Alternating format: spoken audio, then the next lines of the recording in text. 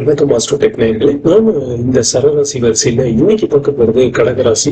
கடகராசி ஒரு மேல் தத்துவம் அப்படிங்கிறதுனால இவங்க கொஞ்சம் மென்மையான இயல்புல இருக்கக்கூடிய நபர்களா இருப்பாங்க. மென்மையான உணர்வுகள் இவங்களுடைய வாழ்க்கையினுடைய அடிப்படை ஓட்டமாக இருக்கும்.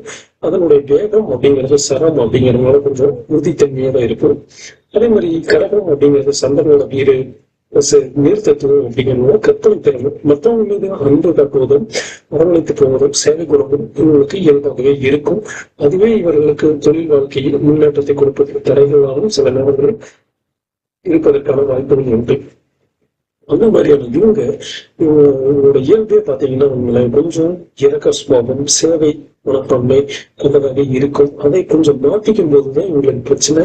இயல்பாகவே இருக்கக்கூடிய அந்த குணங்களுக்கு ஒத்த தொழில்களை செய்வது, மற்ற எல்லாரோடையும் ஈவு இறக்கமாக சேவை சார்ந்து இயங்கும் போது